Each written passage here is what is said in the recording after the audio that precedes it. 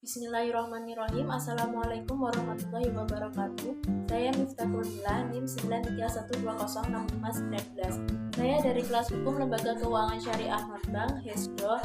Di sini saya akan menjelaskan materi kelompok saya yang berjudul asuransi syariah. Pada poin pertama, saya akan menjelaskan tentang pengertian asuransi syariah. Menurut Fatwa DSN MUI nomor 21 DSN MUI /10/2001,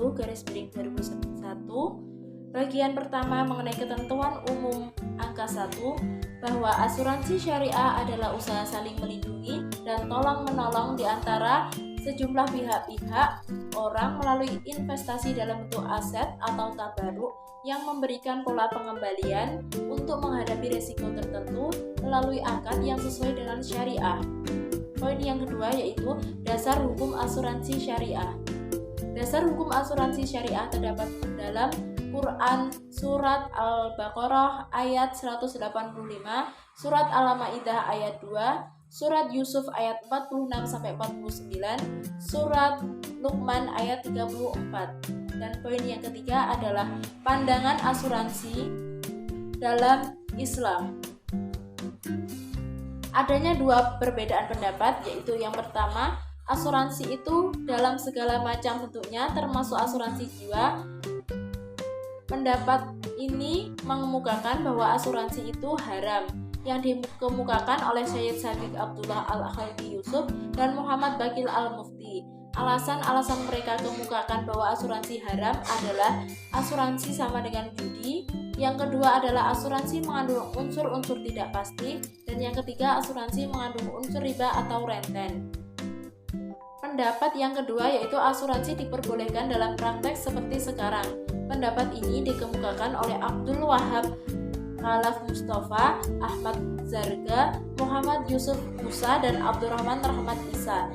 Mereka beralasan bahwa tidak ada nas yang melarang asuransi, dan yang kedua adanya kesepakatan dan kerelaan kedua belah pihak, dan yang ketiga adalah saling menguntungkan kedua belah pihak. Poin selanjutnya adalah saya akan menjelaskan tentang peluang, tantangan, dan perkembangan asuransi syariah yang ada di Indonesia.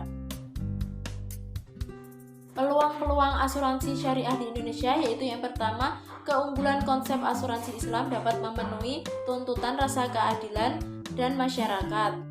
Yang kedua, jumlah penduduk beragama Islam di Indonesia lebih dari 180 juta orang. Dan yang ketiga, meningkatnya kesadaran untuk bermuamalah sesuai dengan syariah tumbuh subur khususnya pada masyarakat golongan menengah. Yang keempat adalah meningkatnya kebutuhan jasa asuransi karena perkembangan ekonomi umat. Selain adanya peluang, adanya tantangan yang dihadapi oleh dunia asuransi Indonesia semakin menguat dengan banyaknya serbuan asuransi asing sebagai dampak langsung globalisasi. Di era mendatang atau dikenal sebagai era globalisasi, perusahaan asuransi atau reasuransi Indonesia selain menghadapi serbuan dari perusahaan-perusahaan asuransi atau reasuransi asing yang memiliki permodalan yang kuat, serta teknologi dan sumber daya manusia yang handal, juga berpeluang untuk beroperasi mengembangkan bisnis dan reasuransi di negara-negara lain. Permasalahan-permasalahan asuransi syariah di Indonesia yang pertama adalah ketidaktahuan masyarakat terhadap produk asuransi syariah, dan yang kedua adalah kurangnya SDM yang profesional, yang ketiga adalah keterbatasan modal, dan yang terakhir adalah dukungan pemerintah belum memadai.